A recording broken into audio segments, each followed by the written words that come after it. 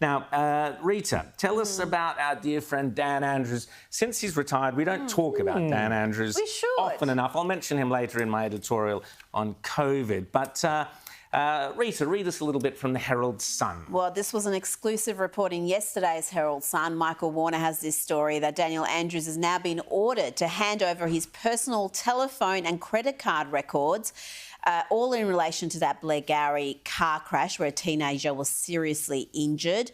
So he's been served with a Supreme Court subpoena that happened outside his Mulgrave home last week. Now, whether he's got these records, because we're talking back to 2013, is another thing. But reading this report, he just realised just how twisted things are in Victoria. Can I read directly from this report? Please do. So the phone records will be relied upon as part of a damages actions launched by Ryan's lawyers, Ryan's being the young kid who was injured, to ascertain who Mr Andrews called in the aftermath of the near-fatal crash, including whether he spoke to his then Chief of Staff, current Victorian Police Assistant Commissioner, Brett Curran. So the fact that you've got a Premier's former Chief of Staff now serving right up there in the hierarchy of the Victoria Police Force. I don't know why people question these things.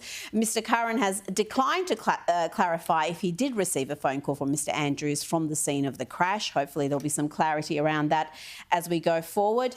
And you've got to remember that Dan Andrews and his wife, Catherine, was driving.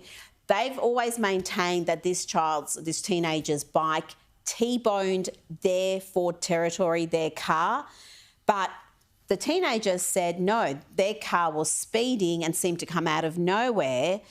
And when you look at the photographs that finally emerged after years, you can see that they seem to support Ryan's claims. There's extensive damage you can see there to the windscreen. So if his bike has T-boned their car from the side, why is the windscreen caved in? Why does he have the injuries he has? I'm not saying I believe one account over the other, but there certainly needs to be far greater clarity around what happened in the aftermath of this crash, not just what happened during the crash, but in the aftermath.